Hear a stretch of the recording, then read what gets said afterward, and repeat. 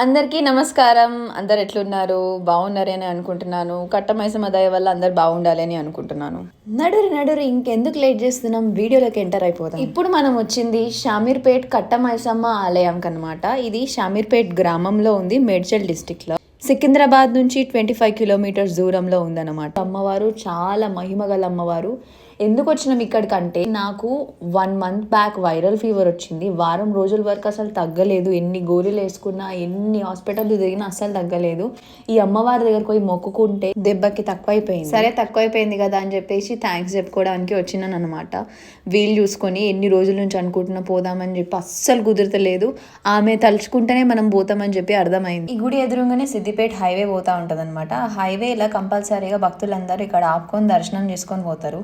ఎవరికైనా సంతానం కలుగుకున్నా కూడా, వాహన పూజలు కానీ, ఎవరికైనా బాగాలేకున్నా కూడా మొక్కులు తీర్చుకుంటూ ఉంటారు అనమాట. సంవత్సరం తరపడ బోనాలు చేస్తూ ఉంటారు అనమాట. ఇక్కడ ఈ ఆటలు కోస్తారు, చేపలు కోసుకుంటారు, ఆడ చెరువులలో పట్టుకొని. ఇక్కడ ఉన్న షాప్ ఓనర్సే వండిస్తారు అనమాట మనకు. ఒకవేళ మనం కోడి కూర వండిపించుకోవాలనుకుంటే 150 రూపాయలు ఛార్జ్ చేస్తారు మనం కోడి తీసుకోపోతే. లేకపోతే వాళ్ళే కోడి తీసుకొని వస్తే 330 రూపీస్ ఛార్జ్ చేస్తారంట.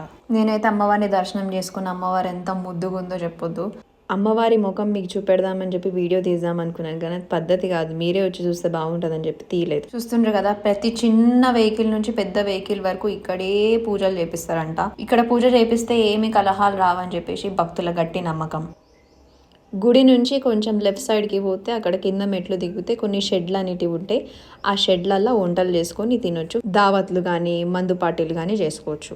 గుడి ఎదురుగా కొన్ని షాపులు కూడా అవైలబుల్గా ఉన్నాయి. వాటర్ బాటిల్ కానీ, చిన్నపిల్లలకి ఆకలి వేస్తే సిరిదిండ్లు కానీ చాలా ఉన్నాయి. చూసిండ్రు కదా, ఈ విధంగా గుడి ఎదురుగా స్టవ్ ఉంది. ఇక్కడే మన కళ్ళ ముందర వంట చేసి మన చేతులకు ఇస్తారనమాట. మనం ఏం చేసే పని ఉండదు. వచ్చి దర్శనం చేసుకొని ప్రశాంతంగా ధ్యానం చేసుకొని ఇంత వండిస్తే అది తినేసి మంచిగా హ్యాపీగా ఇంటికి పోవుడే.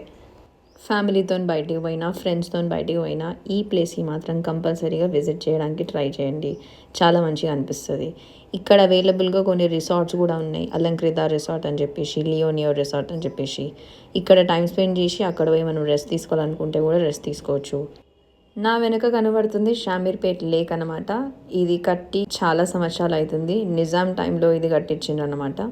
ఇట్లా ఎండాకాలం అయితే ఐస్ క్రీమ్లు, చెరుకు రసంలు, కూల్ డ్రింక్స్ అన్నీ అవైలబుల్ ఉన్నాయి. ఏం టెన్షన్ పడే అవసరం లేదు. అన్ని సౌకర్యాలు ఇక్కడ ఉన్నాయి. ఇక్కడ వచ్చి ఖాళీ వచ్చి ఎంజాయ్ చేసుడు అంతే.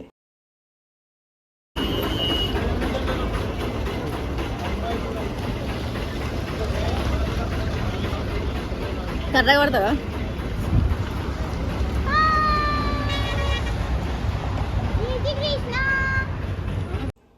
నా వెనక ఏదైతే హైవే కనిపిస్తుంది చూడు, అదే అనమాట నార్త్ పార్ట్ ఆఫ్ తెలంగాణ పోవడానికి. కరీంనగర్కి, సిద్దిపేటకి ఇదే దారిల నుంచి పోతారనమాట. ఇప్పుడు చూసుకున్నట్టయితే మనం చెరువు దగ్గర పోతున్నాం. కొంచెం చెరువు వల్ల టైం స్పెండ్ చేసేసి ప్రశాంతంగా ఇంటికి పోవుడే. భక్తులు కొంచెం జాగ్రత్తగా ఉండాలి, ఎందుకంటే చెరువు కాబట్టి పాకురు ఉంది. కాలు పెట్టి జారితే కింద పడతారు. ఎంతైనా నీళ్ళ కాడికి పోయినప్పుడు కొంచెం జాగ్రత్తగా ఉండాలి. పిల్లల్ని దగ్గర పెట్టుకొని ఉండండి పెద్దలు.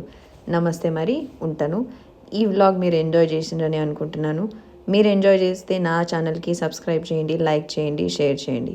మరిన్ని వ్లాగ్స్తోని మీ ముందు ఉంటాను. అంతవరకు సెలవు. బాయ్.